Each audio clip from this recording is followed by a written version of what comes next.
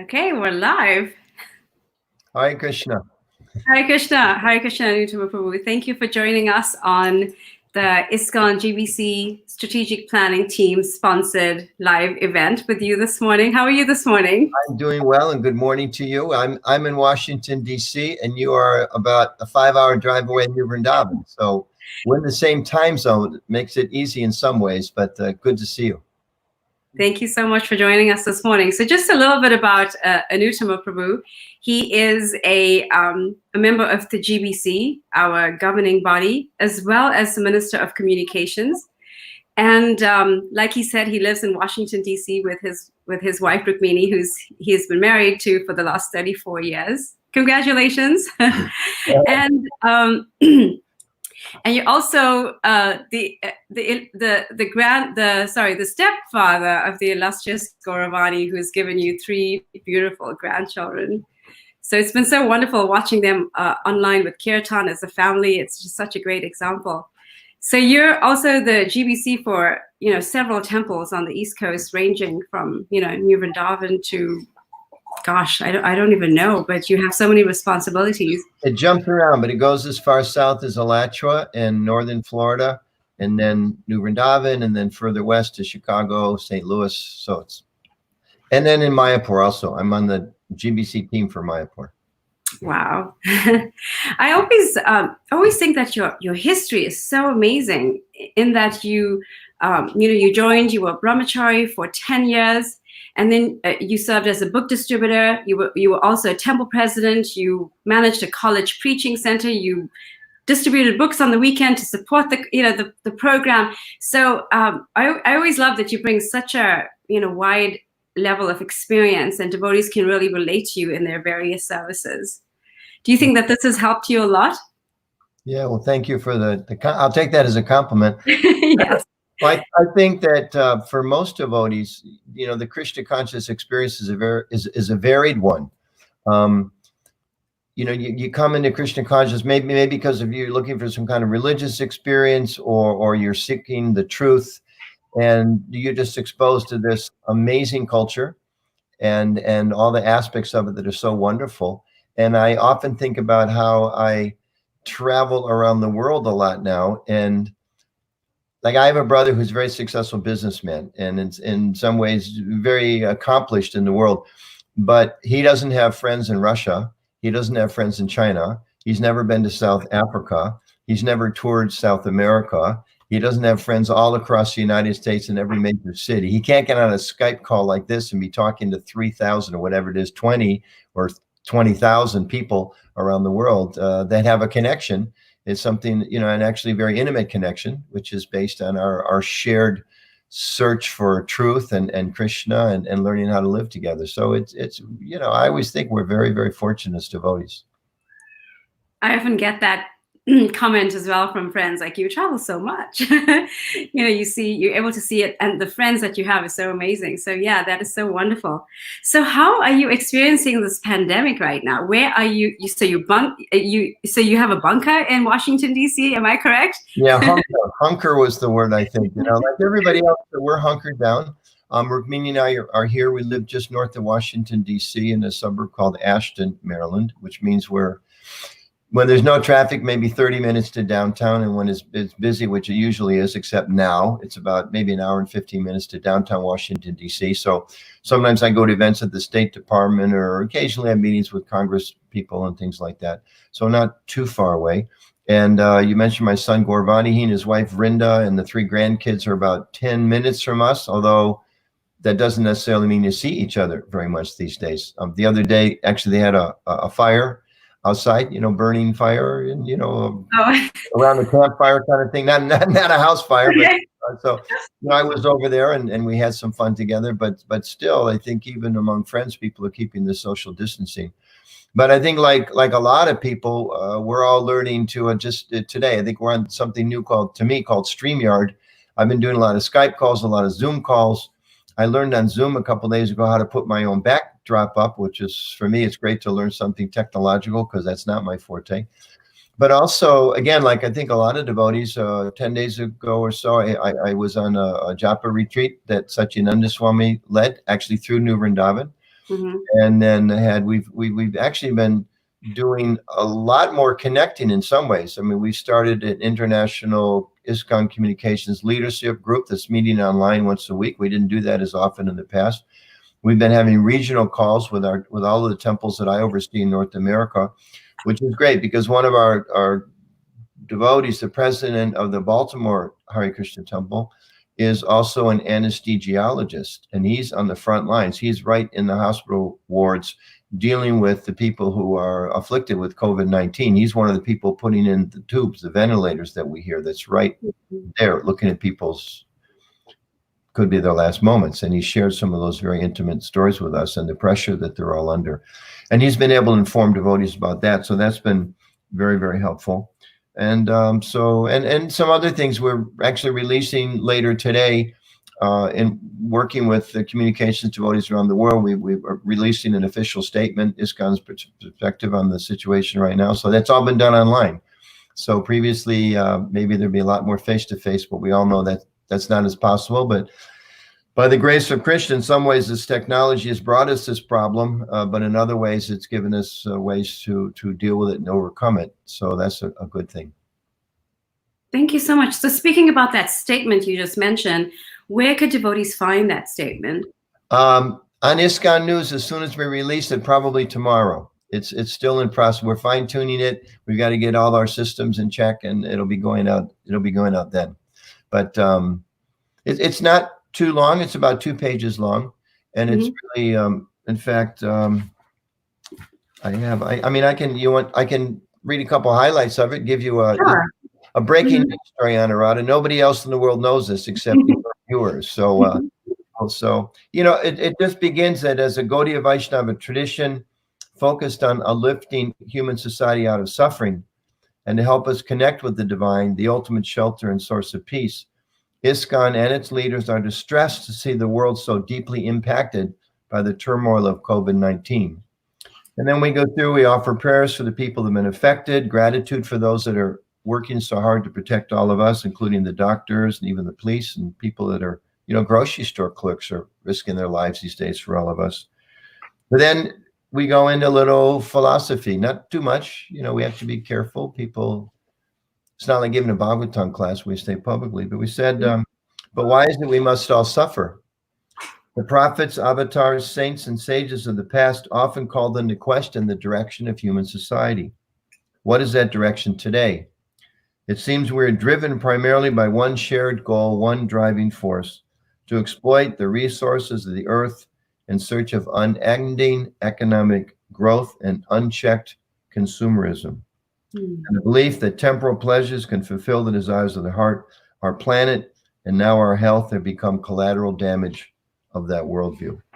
So and then we go into, what are some of the lessons that we can learn from it all. So yeah, we've been working on it for a couple of days and looking forward to sharing that. You froze. Use the statement. Okay, we're online. One of the difficulties with the technology is you froze there for just a moment. I don't know if that was because you disliked the statement so much or what. Can you hear me now? Yes, I can hear you very clearly. Yeah, I was saying, so how do you suggest that devotees use the statement that the communications ministry is putting out?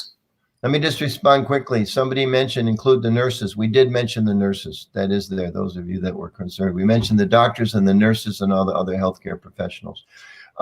We'll be sending this, putting on ISKCON News and the other ISKCON News sources, sending it to temples that they can share it with their communities, online through their Facebook page or their web pages. And also this is written in such a way it'll go to a larger community. So we'll be sharing this with NGOs, non-government organizations, those of us around the world that work with interfaith groups or other religions for peace, other groups like that. We'll be sharing it with them. Probably sending it. May not get much attention, but we'll send it to the media. Usually they're kind of too busy, don't have time to listen to small organizations like us too much, but at least we want to get the message out what we're doing. And yeah, that's how we'll distribute it. Okay, so from our side, we'll make sure that we include the link, and as soon as that statement is released, we'll include the link on the website. Absolutely. I've got it on my list. The GBC COVID site is on the top of the list. Okay, fantastic. That's going to be great to see. It's within the number 3. It may not be number 1, but I promise number 3 on the list I made. Well, this is a good segue to ask you, how are you dealing with your GBC duties during this time? Oh, I think, it's the same like being hunkered down. A lot of, I've had some issues that have come up, a couple of places I'd like to visit right now. I wish I could have been there and deal with some opportunities as well as some challenges, but instead we're doing things online. I was on a board meeting with one of the temples I oversee last night with about 10 people on Skype for 2.5 hours, maybe 3 hours. It was a long one. And last week, another board meeting for a couple hours. So we're doing a lot of that. But I probably like everybody else, it really has affected. My schedule's been totally upended. I was in India on, I think the date was the 12th of March. I was supposed to go to Qatar in the Middle East to teach a communications course there. And because the government was not allowing anybody to come there from India, it like stopped the whole thing overnight. So that didn't happen. And then we have an annual Vaishnava Christian dialogue in Washington, D.C. was canceled. Vaishnava Muslim dialogue was canceled. European Communications Conference was canceled. U.S. State Department Religious Interaction was canceled. All kinds of stuff's been canceled. For me, it's the worst time of year for a shutdown. It's like spring. All kinds of things are happening, but you just have to kind of learn to adjust, as we all are. One good thing is we just launched the communications course online through the Bhaktivedanta College. So it's the first time it's ever been taught online. There's about 30 students, and that's been going really well. In fact, anyone who happens to listen to this, you'd be interested. We're finishing in about 2 more weeks, and then we're going to start it up again because there was a lot of interest. So you can go to the Bhaktivedanta College at Radhadesh if you're interested in the communications course online. It's a great course. Oh, that sounds wonderful. The teacher's myself. The teacher, I can't speak much about the teacher, not so qualified, but the course is great. So my husband included a question here, and he said that, you're such a brilliant teacher. What courses are you offering online right now? So this answers that question. That's the one. That's wonderful. Jai Krishna and I kind of connected on a subtle level. We do a lot of service together. So I anticipated that question. I asked him before he could get it out. Right. That's so wonderful. That's going to make it more accessible to so many devotees. Yeah, that's our hope. So we spoke a little bit about this, but how does the pandemic right now change your service as the Minister of Communications? How has it changed my service? Mm-hmm. Well, kind of like I mentioned, everything is very different now. It's all online. Everything we're doing online. In some ways, it's opened a lot of opportunities, just like with this course. It's definitely opened up that opportunity. Although we were working on this for 2 years. It's not that we just threw it together, but by Krishna's arrangement, I think we were planning to launch sometime in the spring. And when this COVID thing happened, we immediately thought, this is a great time because a lot of people are going to be locked up at home and looking for something to do. I think for all of us, in terms of the personal impact, it's been a great time. I mentioned I took this japa retreat with Satyananda Swami. I started rereading the Srila Prabhupada Lilamrita and remembering the phenomenal sacrifices and the challenges and the troubles and the problems that Prabhupada went through even before he got to the West. We often hear about the struggles with the Mumbai temple and, the guy in New York that tried to, sell the devotees some bad property and so many things like that. But if we go back and read Prabhupada's Leela before he even came to the West, it's quite amazing the challenges that he faced. He was living literally poverty-stricken and was trying to sell his Back to Godhead magazine. He was doing so, but not just trying, but what a struggle. He printed 1,000 copies. He was selling them for a few paisa. Sometimes we use that expression, a few paisa, but it was like pennies. And he'd scrape together money to print the next issue and go out and share it with people. And he wrote letters to hundreds of important people and very few responded. So it's a good time to reconnect with Krishna and with our founder Acharya and with our other mentors. That's wonderful. I feel very inspired to read the Lilamrita again during this time. Thank you. So that's also a nice segue into, are there certain teachings of Srila Prabhupada that's helping you handle the crisis right now? Yeah. I think the overall teachings of Vaishnavism are very, very appropriate now. Um, Kind of like it referred to in our statement, that we live in a culture that's so fast paced, and everyone is thinking we have to consume more. We've got to rush to the mall. We've got to rush to the Walmart. We've got to rush to the movie theater and this and that. We've got to look at more things and buy more things, and they've really been forced to stop. I mean, this is historic. I mean, in my lifetime, I'm 65 now. I've never experienced anything like this. I mean, I don't know exactly what was going on during the Spanish pandemic. I've lived in America for what happened in the United States, but it was a horrible thing. I think people were not as dependent on kind of the modern technology, obviously, as we are today, because it didn't exist much of it. But I think it's forcing everybody to slow down, and I think that our Vaishnava philosophy teaches us, not just I think, it clearly does, that atato brahma jignasa, having acquired the human form of life, it's time to inquire into the absolute truth. I mean, ask the questions, why are we here? And I think some people at least are asking now the question, why is this all happening? What's going on? And I think an important role for devotees is to kind of stimulate the question, what should we be learning from this?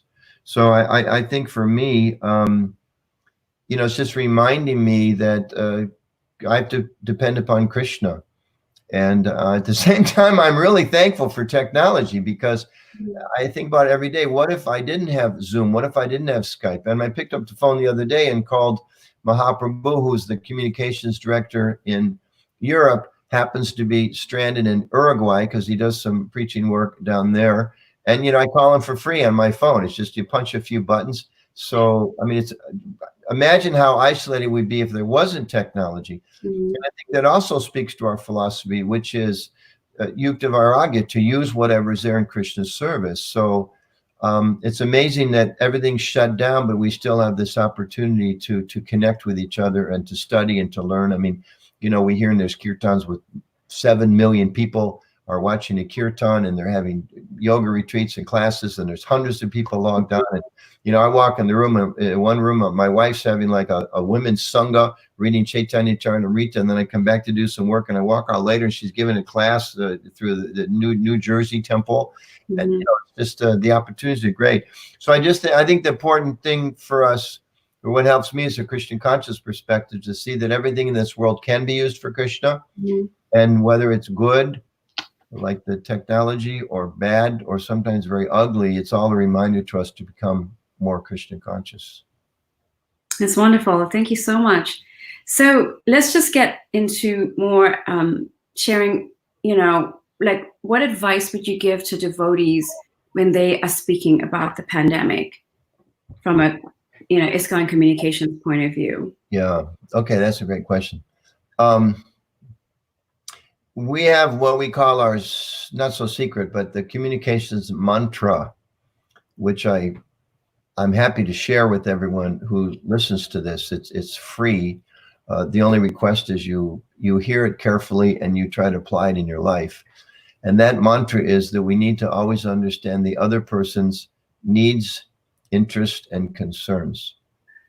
And maybe some of us have had the experience, depending on different parts of the world, you meet people, oftentimes they're Christian, but they can be of other traditions, that are overly confident in their message, and they just want to just more or less shove it down your throat.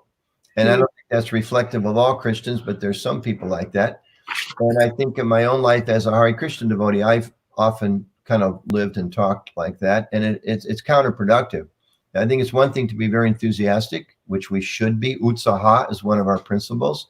And we know in order to distribute books and to go in Harinam, we have to be proactive.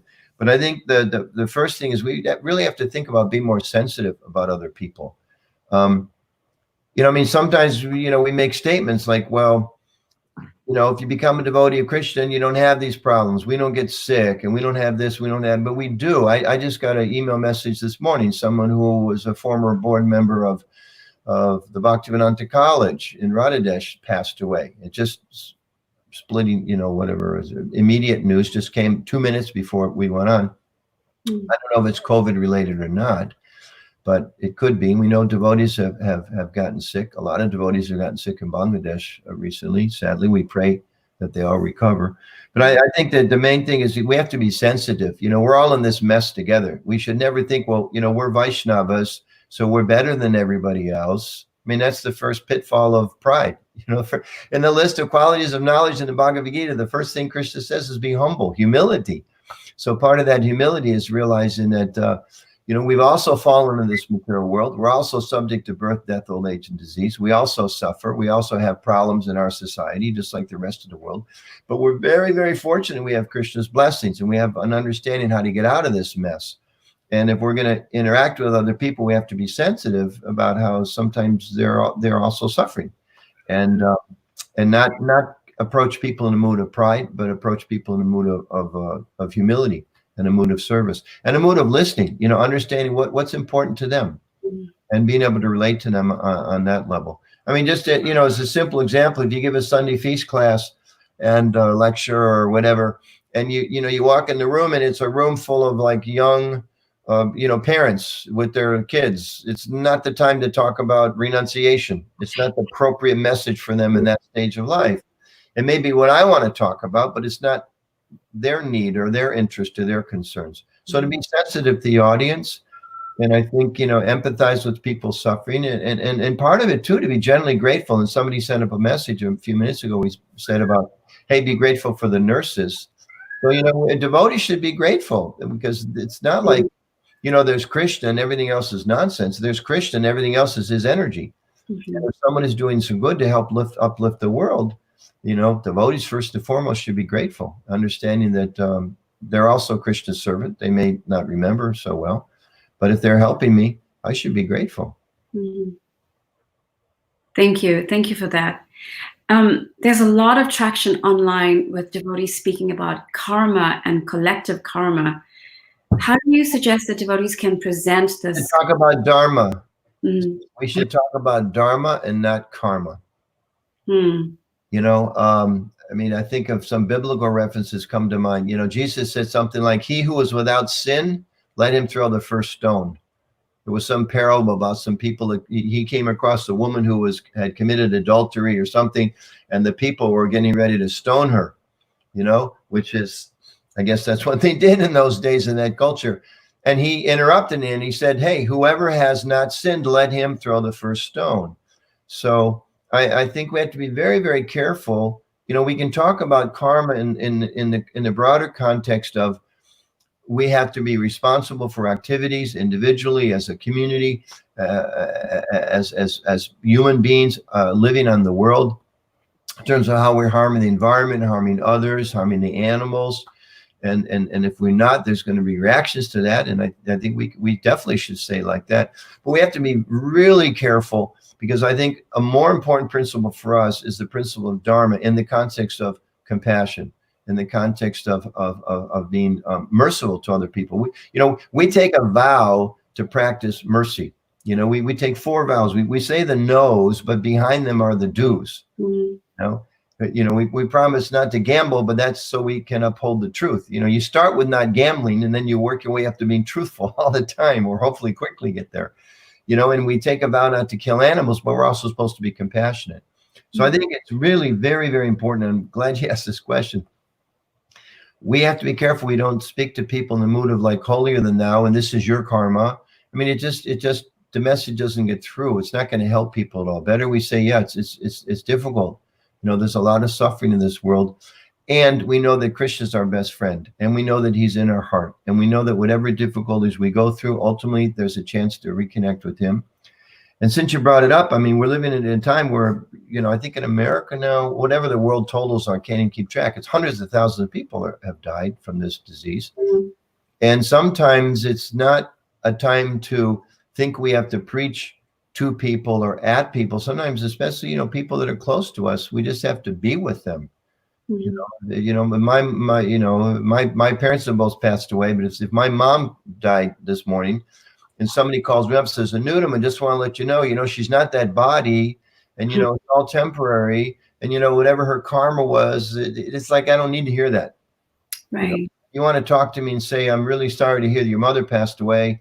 and maybe I'll share a few things, and you'll say, well, that's great. She had a chance to visit the temple and take, you know, we have to, Ravinda Sarup Prabhu, one of our great philosophers, sometimes says, if we work very, very hard in chanting Hare Krishna, someday we can become a pure devotee, and then we can become a human being.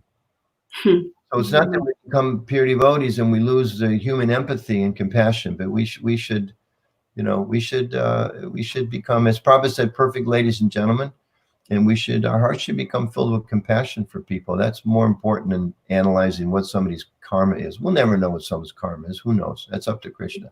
But we know how to help them, and that part we can do. Oh, thank you for that wonderful, compassionate answer. Well, you know, it's easy to like get in my what do they call it? You stand on your table or whatever, you know. So I can do a little sermon here because it's not a live audience, so nobody can cut me off. So it's okay. Well, what since we're encouraged to reach out to people, to connect with you know, our friends and our family, there's a lot of online resources like that. What resources can ISKCON Communications offer to the devotees right now in terms of you know, communicating this properly? Is there something online? Do you have some resources that you can direct us to? Well, I mean, ISKCON News is there. There's a lot of coverage that's going on ISKCON News about things that are happening all around the world. I know this site that you guys have put up has been really phenomenal with information about different programs that are going on. I would refer everybody. There was an official statement that didn't like go public, but it was sent out to leaders advising everybody, please be careful about the way we talk about this. And we actually got some feedback from that. Well, why do we need to explain that to devotees? That's a sad question. Why do we need to explain that to devotees? And I think, you know, to be fair, that we as devotees and as spiritually minded people, we get some insights through our philosophy and through our chanting and through our spiritual practice. And we develop a genuine desire to try to help people. And sometimes we get a little overzealous with that. I mean, I spent a couple years in the airport as a young Hare Krishna devotee. I'll testify, I was a little overzealous in some of those exchanges, and I turned a few people off, and I made a lot of mistakes. Now, that doesn't minimize the fact that a lot of good was done, but you know, we have to be careful the way that we do it. So as far as resources, I know ISKCON News is a great resource, and this is a great resource, and I refer people to just, again, using some common sense. One thing I'd just like to inject, if I can, I don't know if everybody online looks at ISKCON News, but if you go there, if you type in the search Joy of Devotion, there's a beautiful, beautiful film that was made by Krishna Leela Dasi, who was a professional filmmaker. She's done a lot of work for the TOVP. She's done some work for different governments. She did the beautiful film about the river Jamuna, the stolen river. And she did a wonderful film about ISKCON's 50th anniversary. And what's part of the movie is, of course, recounting Prabhupada's, you know, wonderful history and world-changing contributions. And then it goes on from there to talk about what's happening since Srila Prabhupada's departure from this physical world. And it's a really beautiful film. And it's free. For a couple of years it was there and you had to pay for it. But actually, in honor of the 50th anniversary of the GBC, which is this year, we decided we're going to go ahead and release this film free. So that's a place you can go and you can watch it online anytime. I went to look to see where's the login before this show was recorded, and I went on to ISKCON News, and you can just link it right there. You just push a button and take you right to YouTube. So Joy of Devotion on ISKCON News. Please watch it. Watch with your friends and family. You'll be, I think you'll be very inspired and enthused to feel even more connected with this wonderful, wonderful movement and tradition that we have. That was a monumental effort. That was just so wonderful to see that come together. So big thanks to you, Prabhu, and to Krishna Leela, and to everyone else on that team. I know I've watched it several times, and it's wonderful to be able to point out to the different devotees who are there and to feel like you're, like you said, like you're part of this worldwide movement.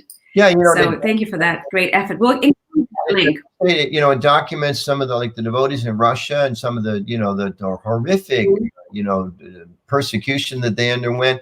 It interviews devotees in South Africa and South America, and of course India and North America and Europe, and talks about musicians and artists and families and raising children. And it's just really, you can't tell the whole story of the Hare Krishna movement. It's too big, but it tells a big part of it. It's very inspiring. Yeah, it's so wonderful because that's also a movie that you can share with your friends who are not devotees, and to say, this is who we are. So it's such a fabulous resource.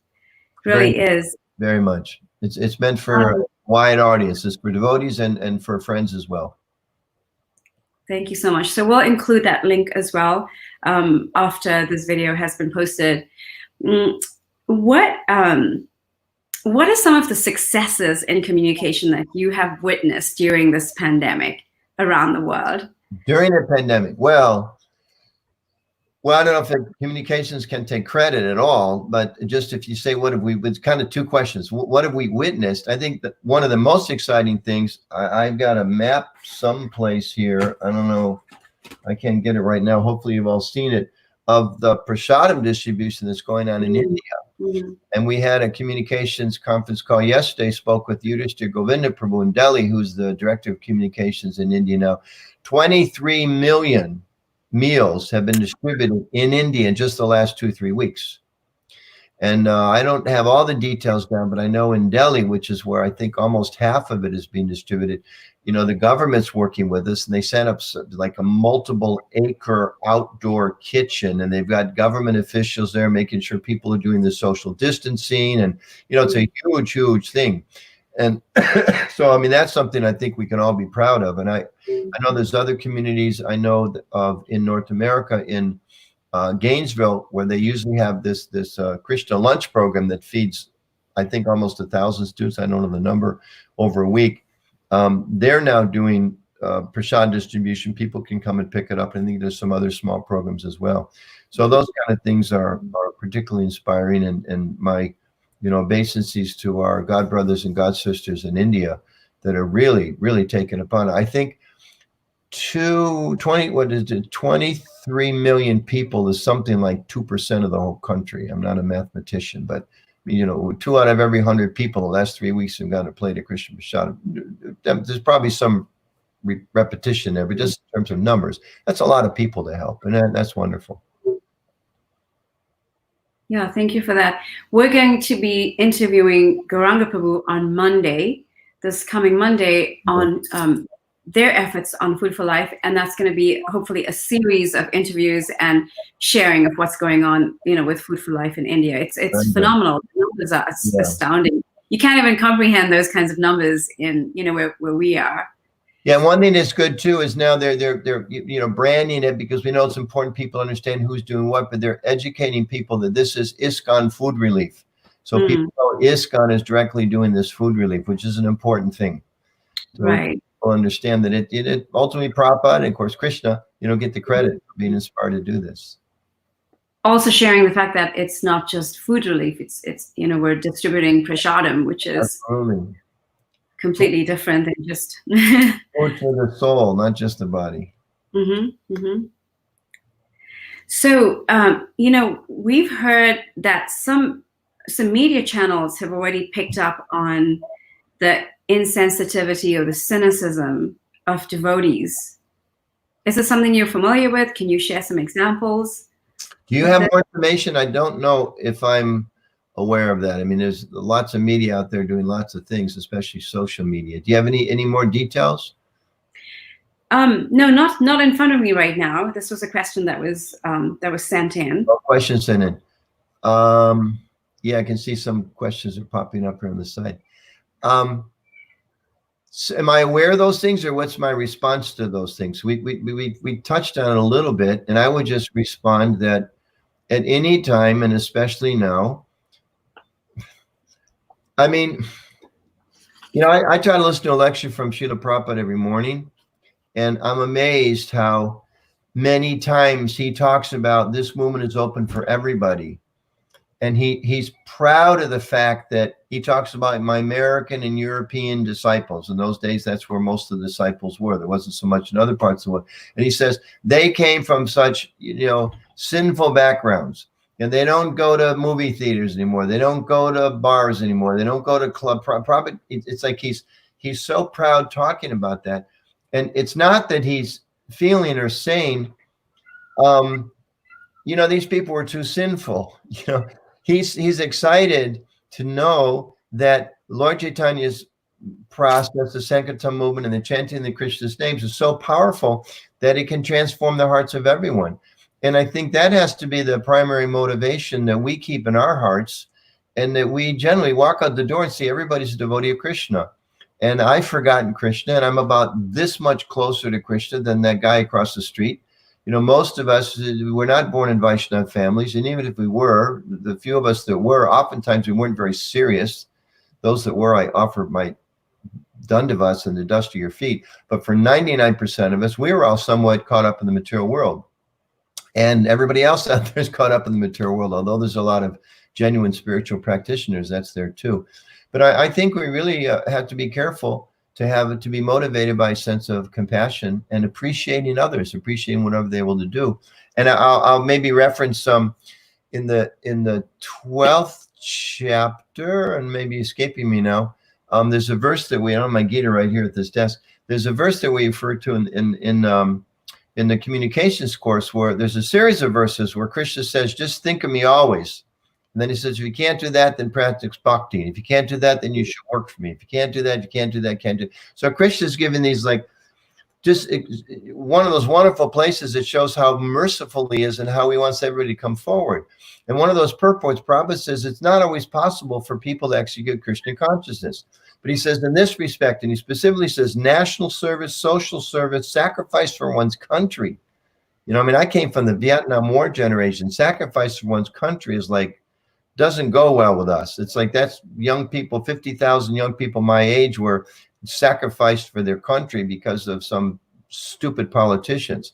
But Prabhupada's making the point, if you're trying to do any good at all in the world, Krishna sees that. He says it doesn't mean you have to go through that. Krishna consciousness itself is more than sufficient. But sometimes people, they're doing a little pious activity. We should fan the spark of that and help them add Krishna. Not that we be, again, we become overly critical and, we think that we're holier than thou. There's enough holier than thou people in other traditions. We shouldn't have that in ours. Mm-hmm. Thank you so much. I can see a message coming in from Pancharatna Prabhu. Thank you, Pancharatna Prabhu, who is taking care of the tech back end of things. It's so great. And he reminds us to leave enough time for questions. It seems like a lot of questions are coming, except that I don't see where the questions are coming, Pancharatna Prabhu. So if you could just... Some stuff's popping up on my side. If we can just... do you see up on the side says private chat and live comments? You have that on your screen? Whoa. Okay. Live comments. There's all kinds of stuff. And somebody, either God in the background or Pancharatna, who's his representative, is telling people, wait and ask your questions at the end. So right. Okay. Well, I'm just going to go. A little bit. You're touching on some of those, so it's good. Yeah, that's true. I'm just checking them out right now. So we were there together in Mayapur when by the hour. I don't know if we have to quit at exactly 60 minutes. Like an NBC interview, you have to. So, but you're in control. So you lead us wherever you want us to go. Okay, so I'm just going to ask you a few more questions, and then we can get to some of the questions that are coming in online. I'm so excited. Thank you all for joining. Anasuya from Harrisburg and hi, Anasuya. Yes, Parijata, thank you so much for joining us. Jay Radhika, Anjali, Bhakta Obed, Vrinda, Darcy. So a lot of people are joining us today. Thank you so much. Anasuya is the temple president of Harrisburg, Pennsylvania. She's one of the 5 or 6 women presidents that I'm honored to serve as a GBC in this area of the world. And I can say with no hesitation whatsoever that I'll match up the sincerity and the Krishna consciousness of the women temple presidents in my area with any male devotee around the world is doing the same service, which I think is proof we're not these bodies, and Krishna's engaging everyone according to their abilities and according to their enthusiasm. So my obeisances to all the leaders, both male and female, knowing that ultimately we're not these bodies, but whatever we've given this time around, thank you for giving everything to Krishna. Thank you so much. Yes, it's wonderful. Anastasia, it's wonderful to have you here. So like I was just mentioning earlier, we were all there together in Mayapur for the ILS and the GBC meetings before the entire situation of the world changed. Is there any highlights that you'd like to share from those meetings? Anything, that you can share right here with us?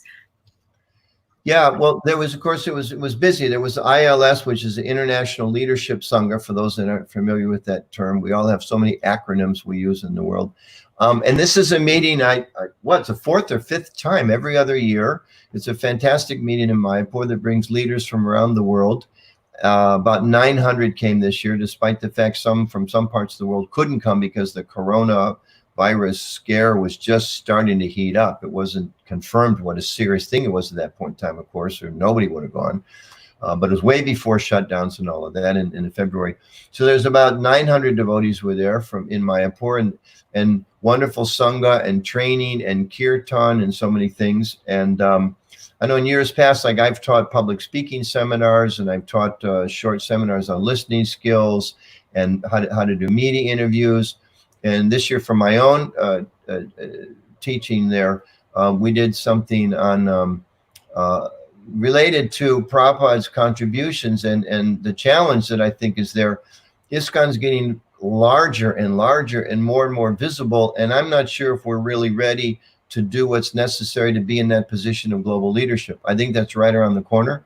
And I think that it requires us to kind of change our mentality a little bit. We have to start seeing that we're more part of the world and not so much sometimes it's like we have a devotee side of our life.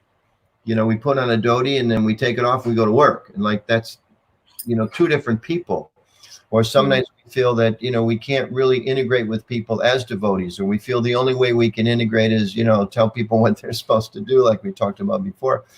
But in the presentation I gave, if it's okay to talk about it a little bit, very much in line with the communications discipline, we looked at how Prabhupada, it's phenomenal. If you go back and see how many important people Prabhupada tried to interact with. He met with prime ministers, he met with senators, he met with mayors, and he met with politicians of various kinds. He met chief ministers, he met with nuns, he met with priests, he met with philosophers and professors and parents and so many people. And he wanted to integrate us with the world. And there's a wonderful story that's told when Prabhupada was in the UK. He was supposed to come to New Vrindavan for programs and for preaching there. But it's described that he wrote a letter to New Vrindavan and said, I'm not coming, I'm postponing because Shyama Sundar Prabhu, the wonderful Shyama Sundar, his beautiful books, if you haven't read those, be sure you do. But Shyama Sundar, he said, had arranged it. He probably used the word a gorgeous program. And what it boiled down to, there was going to be Youth Day, Neighbors Day, Artist Day, Businessman Day, and a couple others I don't recall right now. And they'd line up for Prabhupada to meet all these important people. So, the thing that I was teaching was trying to talk to devotees about, we need to become more expert at interacting with the society around us because we have very, very, very positive contributions to make. And not just telling people, hey, stop practicing your religious faith and take up our practice of sadhana or anything else, but to say, here's how we can make some contributions to the world. And here's some of the questions that we bring to society at large. Or, we see places where, devotees are going to involve, say, with homeless programs. And we gradually can help other people. It's nice you're feeding homeless people, but maybe you should also consider a vegetarian way of helping people because it's good for them all around. Without hitting people on the head, we can, through those social networks we can have an influence on people. And people gradually can see the benefits. And frankly, we learn a lot that way. I see, like you mentioned your earlier question, how come sometimes devotees are a little rough, a little harsh with people, a little insensitive? I would venture to say those people are very isolated from others. Because if you're not isolated, if you got people at work who you have as friends, and if you've got people, if you know your neighbors and you know your kids' teachers, it's very hard to treat them in an impersonal way because, they love their kids the same way we do. they may be in ignorance about the health, harm and spiritual harm of a meat-centered diet and all those things. But we have to learn to relate to people more as human beings. And there was this great quote. Prabhupada wrote a letter to Tejas, and he said that because we're in the material world, sometimes we need help. We tend to think that, well, we got it all. But Prabhupada didn't say that. He said, because we're in the material world, sometimes we need help. Therefore, he went on, make these people sympathizers. Make these people sympathizers. Make them sympathetic. Help people appreciate and understand what we're doing. So we shouldn't think that our only interaction with the world is, okay, we're Christian devotees. We're supposed to interact with you so you become a Christian devotee. It's like, forget it. I mean, Krishna himself was on the planet 5,000 years ago. Not everybody became a devotee at that time. Prabhupada was here. Not everybody was a devotee. We know our movement's going to spread around the world, but people have their free will. And certainly at this time, it's not that everyone's going to become a Vaishnava, but Prabhupada said they can become sympathizers. So I think that's kind of a mindset that we have to change. So you touched a button for me there, because that was one of the things that I talked about at the ILS. And I think that's on the real happy side. I think some things, not so much on a happy side, but they were very, very important. Something I was very pleased to see got done at the GBC meetings this year is we established an international policy against domestic violence. A similar policy was passed in North America in 2019. Now it's international. It's going to be, I'm not sure if the resolutions have been distributed yet, but that's there, which I think is an important thing to kind of draw a baseline. Again, we also have social problems, and we need to understand them and address them in positive ways. So I think that that was a very important step forward for the society. Thank you so much. You just briefly touched upon the domestic violence statement that came out, and I was just looking quickly at the resolution. It says, I mean, it's really strong words, and it's a terrible problem, and it's strong words. You want to read it? Do you have it there in front of you, that first paragraph? I'm just pulling it up. It says, it just says resolution, domestic abuse is illegal, indefensible, and never acceptable within the International Society for Krishna Consciousness. Any interpretation of Vaishnava religious or social teachings that condones, endorses, or justifies domestic abuse is rejected by the North American Governing Body Commission. Yeah, and that's the North American version. And then there was an international version, very similar. We pretty much took that and kind of made it appropriate for international. There's a few changes the GBC made, but very much in sync, those two resolutions. I think there's a whole conversation to be had about domestic abuse and the domestic abuse resolution. And I see just we're flooded with questions. Thank you so much, Madan Gopal, for coming on, and Brandon Gopinath from South Africa, who's I think in India right now, Supriya Kulkarni. So I would think that maybe we'll just take some of the questions, and then I'll have some closing questions for you, Nirtama Prabhu. I like Brandon's comment. Can I read? Brandon just put up, he said, ISKCON and its members are part of a greater community. We need to be compassionate towards people suffering. Absolutely. And that's the essence of being a devotee. And I think we all are. But Brandon, I just comment, being sensitive, there's the expression that, what is it from my childhood, Mary Poppins or whatever, just a spoonful of sugar makes the medicine go down. So we have to become sensitive to people, and as we say, needs, interests, and concerns, if we really want to reach out and help them in an effective way. So thank you, Brendan. A question from Supriya Kulkarni: has any thought being put into how we are going to open up temples across North America till a vaccine is released? It's still not safe to have groups of people in the temple. Yeah, that's a very good question. Every week in my area of oversight, we have about 15 temples, and I was mentioned earlier, Alachua, not everything in between, but Alachua up to Philadelphia, over to New Vrindavan, Chicago, St. Louis. So we've been discussing this among temple presidents, and frankly, we don't have any clarity on this. Even the temples closed sometimes at a different pace, and depending on what was happening with the local states. as far as in America. Now, of course, all the temples are closed these days out of deference and concern about people's health and safety. But I don't have an answer. There's conversations going on, but I think first and foremost, we're going to absolutely refer to whatever the medical authorities say. And I think my gut feeling would be we would choose to go with the more cautious governors and be a little hesitant to those that seem to want to push the boundaries, because I think that's unwise. And I don't want to make any political statements, but we know there's a lot of very stupid comments being made by some political leaders about, how to keep yourself healthy.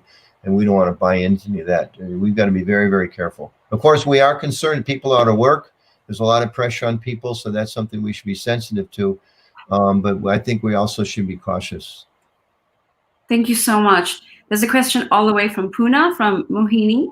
Anujama Prabhu, you are so empathetic and compassionate, sometimes in a testing situation or when we are losing patience with someone. How to be empathetic and compassionate? Is that from Mohini in Pune? Yes. Hare Krishna, Mohini, and your whole family. My obeisances to all of you. So question, how do we be compassionate in a difficult or testy situation?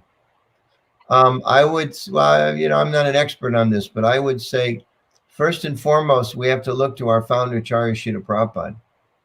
And of course, we look at Lord Chaitanya, but particularly looking at Prabhupada, who was here just so recently.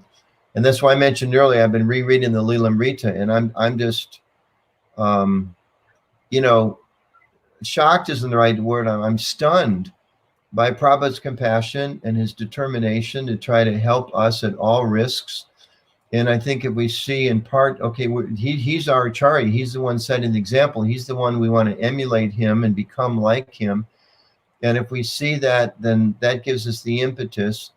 And then I think the second thing I would say is to just slow down and take time to listen.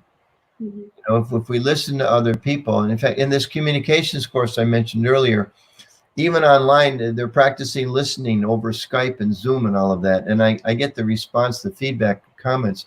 And a lot of devotees are mentioning how helpful it was just to slow down. And one of the exercises, they have to talk about how I became a devotee and why I'm still a devotee. And they were just commenting how all of our stories are so rich and so beautiful and so colorful and varied and inspiring. And, to take that time to keep Prabhupada as our example, number one, but number two, take the time to really listen to others. And also, to understand through our own suffering. And sometimes the nature of this world is there's a lot of suffering. And sometimes that suffering makes us be more sensitive to others. So to see how I've suffered, let me not be the cause of suffering. Mm-hmm. Thank you, Mahini. A big hug to you and your whole family. With social distancing. Thank you. A social distance hug, of course. Hug, yeah. The next question is, with many activities going live on Facebook, what should we be cautious of considering a wider, more diverse audience, ISKCONisms, etc.? From Vijay Telly. Yeah. Okay. Is that Vijay in the UK? Anyway, well, I think we should be cautious of how we speak and interact in any time. Our philosophy is Krishna's in our heart. So there's a witness, the sun's a witness, the moon's a witness. I think we should, and I'm not very good at doing this either, but I try. I think we should always consider whatever we say, whatever we do is going to have an impact beyond what we do. Brajabihari Prabhu, a dear friend of mine who's the head of the ISKCON Resolve, one of the things that he teaches is we should be sensitive that in interacting with other people, I know what my intention was, but I don't know the impact it had upon you. I know the impact what you said was upon me, but I don't know your intention. And so oftentimes we want to give ourselves credit. Hey, I had a good intention. I'm sorry if they took it wrong. But then we get upset with others. Well, why did he or she say this? It really disturbed me. It was harsh. It wasn't kind. But we don't want to stop and think, well, maybe they had a different intention behind it. And that's one of the symptoms of the age of quarrel. So I think on Facebook or on, it's old people, some old people out there like me still use email. whatever way we communicate. I have a rule. I try to remember as much as I can. I never know who's going to see or hear or read what I say, and keep that in mind, And then an old rule, but a really good one: never send an emotional Facebook post or email or tweet or text message. If it's emotion, if there's some emotion behind it, give yourself a couple hours, go back, reread it before you push send, and that'll save you a lot of broken relationships and hurt feelings. Thank you so much. Thank you so much. I'm scrolling down these questions. We have a question from Madan Gopal Prabhu from New Jersey. A real issue we are seeing, especially as more and more devotees are turning to various sources of data and news, is the emotionally charged view of not trusting anyone anymore. Even if someone suggests to listen to the government authorities regarding social distancing guidelines, there are many who get upset that we even accept them as credible sources for the guidelines. Ideas such as, the World Health Organization, the CDC, Bill Gates, MSM, federal government, state government. These are all totally corrupt and want to kill us all. If this was a minor fringe, then it's okay, but it's becoming really big. So that's a question from Madan Gopal Prabhu. That's not a question. That's a statement of shock. That's a statement of crisis. Yeah, thanks for that question, Madan Gopal. I mean, it's hard to speak in general. I think, without a specific reference, but I think devotees in general, first of all, we trust Krishna, and we also understand that this is an era of time, Kali Yuga in general. You can't trust things blindly. Don't trust me blindly. I like to reference former U.S. President Ronald Reagan and his negotiations with the Russians when they were trying to resolve some of the nuclear armament questions, and he coined this term: trust but verify. So I think in general mood, we should be trusting, but we also should be a little cautious. I mean, I'm in Washington D.C. and I read certain media that has kind of a certain perspective on them. In communications, they have to keep up what's going on in the world. And there's other media that has a different perspective, a different slant. And, you can look at the same news event and it's practically completely different the way we report it. So I think we have to be intelligent. We have to be wise. We have to sift through things. We're devotees. We're supposed to control our emotions. We know that a lot of information and media out there, it's all meant to stir up your emotions because that's how they get you to come back, because ultimately they're businesses. Nothing wrong with that, but they thrive on listeners and viewers and readers and everything. So they want to capture your attention. That's what they do. That's their business. And again, no problem with that, but doesn't mean we need to buy into it in such a foolish way. I was just thinking this morning, actually, as an example, a few years ago, my wife and I had, any of us out there, at least in America and probably in Europe, if you own a house, you get all these things to come and even without a house, if you got a checkbook, please come and sign up and buy something in a timeshare. And, so we were getting bombarded with these things. And I thought, okay, it's free. Let's just go to experience it socially. And it was like the most socially manipulative experience I've ever seen. They got music playing and there's balloons and the lights are flashing. And it's this whole big pressure thing to sign up. And I, kept telling them the whole way through, no. I even told them on the phone before we went, I'm not going to buy. You sure you want me to come? Oh, yeah, please, please, please. We got there that night. I said, look, I'm the kind of person, I never make a decision at the immediate, quickly. If I maybe consider this, but no, please continue to do it. All the way through. And at the very end, I said to the guy, no. He's like, he got really angry. How can you say no? And I went to the boss. I said, I want to talk to the boss. And I went back to the boss. I told him, I said, how can you work for an organization like this? You're just manipulating people. Do you realize what you're doing? You're just manipulating people. And just the other day, I was driving home. I was listening to the weather, and in Washington comes on at certain times. So you try to turn on the weather or directions, traffic. And I caught a little bit of a thing. And it was an ad for a legal firm saying, if you bought into a timeshare program and you're having trouble getting out of it, if you're behind your payments, call us. We've been in business for 20 years and we can get you out of it. And it was like, there it is. Krishna's showing us. So we know that the world is not a place to necessarily, be so naive and trusting all the gimmicks and everything that's out there. But the conspiracy theorists are also want us to be naive. and also want us to buy into certain things that aren't necessarily, accurate. So I think in this era of, fake news and all that, we just have to be a little more cautious, a little more sensitive. And somebody says left, well, let's think about it from the right. And, just be careful and don't jump in and don't buy into this. Thanks for bringing up that question, Monica Paul. Devotees are supposed to be thoughtful and not contributing to raising the temperature. We're supposed to be lowering the temperature of passion that's going on in the world. Yeah, thank you for that. One more question from Kolkata. And I'm going to just combine this question with Anusuya's question as well. From a temple management and preaching point of view, our preaching has been about personal relationship building on a traditional format. But today, in these times, many of our preachers are not really tech savvy, and this new online format is very new to them. Are you planning a virtual media communications training for them so as to equip our devotees for the next generation of online preaching? And then to combine that with Anusuya's question, will the online communications course be interactive with the teacher? Let me take the second one first.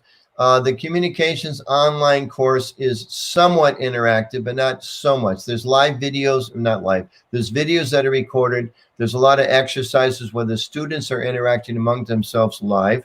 And I'm the one who's teaching it this time. So my videos are there. They're always going to be there. But a couple times a week, I go on and I'm interacting with student questions and grading all of their responses and commenting on everything they've done. So it's interactive to that extent, but it's not interactive like we're doing here. We don't have that kind of format. To respond to the question from Calcutta, there are excellent communicators like Madan Gopal, who's on the call and asked the earlier question, and people around the world who I know can take forward and teach technological aspects of communications. It's not my forte by any means. And I'm the first one to admit that that's one of my weaknesses. I'm trying to learn a little bit as best I can, but that won't be anything to be seen from me in the near future. But I agree, it's very important. And other people, we're trying to move forward and figure it out. I mean, there are all kinds of work. I'm working with the committee with Pancharatna, who's been working backstage in this production about improving ISKCON's presence on social media online. And there are a lot of efforts going on there. Yudhishthira Govind is a leader in that field in India, but for me, it's not my strength here. That area is not my expertise. Thank you. Well, I see a good online course by Madan Gopal coming up soon. So we'll be approaching him. I'm going to be the first one to sign up. Me too. Yeah, so many questions. I'm just going to respond to Bhakti Priya. She was asking about conspiracy theories that are circulating all over Facebook. And I'm just letting you know that in a few days, we're going to have a live interview regarding this. So we'll keep that for that. Good. And then if whoever you're interviewing gets on and starts talking about the validity of conspiracy theorists, please let me call in and we'll have a very lively discussion. Okay, we'll let you know about that. A really nice comment. Just to balance it, not that I think I'm going to be clear. I made the point, whether it's government authorities or this one or, we have to be, Prabhupada said, our movement is meant to create independently thoughtful men, and we understand women. Our movement is meant to create independently thoughtful people. So that means that, we take everything with a little bit of grain of salt. And I would even suggest, if you've been listening to me for the last 60 minutes, take me with a grain of salt. And hopefully if it rings true, if it seems aligned with Guru, Shastra, and Sadhu, then apply some of the things that we've discussed here. Okay, well, thank you for that. I'm going to take one more question and then we'll wrap up the session, if that's okay. How can the children be connected to Krishna? If like minds will not share their ideas together, be sure that will be a burning problem after a couple of years. I just wanted to share with that, we have a whole series on children at home in terms of Krishna. How do you have some just words of wisdom about connecting? Questions about connecting children with Krishna? At this time, during the pandemic, yeah. During this time. Anuradha, you need to put up for everybody. I'm not sure what it is. There's a wonderful online resource that was just released in Mayapur, and the name is escaping me, out of Australia. Prana Prabhu the Gurukul teacher for Mahaprabhu, yeah. this.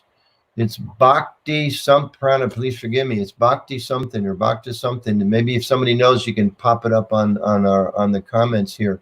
That's a new and wonderful resource. There it is. Thank you very much. It's called bhaktilearning.com.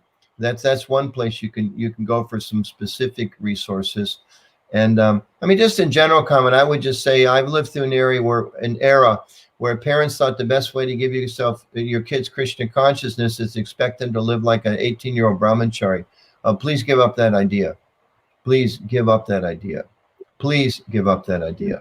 The best way to help your kids be Krishna conscious is to make sure that it's fun, to share your love with Krishna with them, and to make sure that your family is Krishna centered. Like Prabhupada said, read together, have kirtan together, take prasadam together, have fun together. I mentioned the other night I was at my son's house and they had a bonfire in the back, at night, and it's dark and they're making a fire and the kids are, cooking vegan marshmallows. And, they were eating, cupcakes that they cooked during the day. And it was great because they're all telling stories about Lord Balaram. And, did Balaram kill that one? Or did he just hit him over the head? Or, and I was just, wow, this is like beautiful, And if I can end with this, I had a wonderful experience. When I was an 18-year-old crazy brahmachari, or 20, I had a wonderful experience. I went to Aspen, Colorado, which anybody knows anything about America, it's kind of like, le plus de la plus. It's like, for the richest. And I was there with another devotee friend, and it was the summertime, and we were camping out by a stream in the mountains and cooking. And then we go out and do book distribution. Then we come back. And that morning I was just realizing what a life we have. I mean, people are paying hundreds of thousands of dollars to come to Colorado and try to enjoy. But like, I'm out under the stars. I'm watching the beautiful stream. I'm eating wonderful, fresh cooked prasad, of course, but fresh, wonderful food, and in one of the most beautiful places in the world. And then when that's over, I get to go tell people about Krishna. It's like it's the best of the spiritual world, the best of the material world. I mean, we are just so blessed, and we should try to share it as best we can in that mood with our kids, with our neighbors, with our friends, and with ourselves. Thank you so much. So this Friday and this Friday, we're going to have a session with Neela Hargreaves, who is also Pancharatna Prabhu's daughter, and she'll be sharing all these beautiful songs that she grew up with, and the stories in Krishna Leela, etc., through song. And then on Saturday, we will have Gopi Gita, who is the vice principal of the TKG Academy. Very good. She will do a Choban series and how to prepare your Choban specifically this Saturday for Nishinga Chaturdashi. So last that's a temple school in Dallas, Texas, and she's a brilliant woman and a wonderful teacher. That if anyone can log in, then it'll be a great session. Yes, thank you so much. So we have a bunch of events lined up for you, all of our viewers. We encourage you to please like and share the Facebook page, GBC SVT. We're also on Instagram, YouTube. There's a website as well, GBC SVT. And follow us, share whenever you see a live interview or a live event going on, go ahead and share it as well so we can just pass the message and give each other support. So one last thing, Anutama Prabhu. So I just, the world has come to know that you write poetry. That's so wonderful. So can you just share a few lines from a poem that you just wrote, just a few lines before we end our session here today? I don't write much poetry. I don't write much poetry, but I've kind of found in the last few mornings that one of the results of being kind of locked up. So yeah. Okay, here's one. Thanks for asking. Those of you that have any sense of literary taste, you should hang up now, because otherwise this may be very disturbing. But I wrote one. A lot of them are influenced by the COVID problem. This one's called "It's Time to Open Up," because in America there's this push, open up, open up. They're protesters and they're not wearing masks. So here's one. It's time to open up. It's time. It's time to become free. It's time to open the factories. It's time to factor the cost to our planet. It's time to open the racetracks. It's time to see time racing by. It's time to open the shopping malls. It's time to see what is consuming us. It's time to open the bars. It's time to open to our vulnerabilities. It's time to open the jobs. It's time to consider what results our work has yielded. It goes on a little bit from there. Thank you so much. So where can we see this poetry? Yeah, actually, there's one up on ISKCON News. Maybe it's that one. Mm-hmm. I can read one part of another one if you've got time. Yes, go for it. This is one I started to write. It's called Hospital Warriors. So it's in honor of those people sacrificing so much in the hospitals. But like everything in life, we come back to Krishna because that's what really the shelter is. So starts like this. Looking in the, maybe I'll read the beginning, then maybe go to the end. Do that. Look, this was inspired by some things I've seen, footage of the doctors trying to help people, and they've got their masks and they're sitting right there, and practically they're looking at people dying, and perhaps they're looking at their own death if they don't protect themselves. So looking in the eyes of those trying to survive, breathing, struggling, barely alive, rushing home, a temporary home, to keep their family safe, a little sleep, a bite to eat, and then back to keep the drastic pace. The hallways are filled with machines beeping loud and clear, so the intensive care unit may somehow warnings hear. More ventilators are needed so search China, Korea, and more. But later we learn only 12% will live more. Being in America. The president tells us, don't worry, he's in total control. But even his own party clamors, you can't do it all. The governors are fighting, protesters igniting, calls to liberate us, set us free. Cooped up we don't want to be. Now strokes to younger folks seem the virus's new target. For all of us, it's dangerous to even go to market. It goes on from there. So thanks for asking.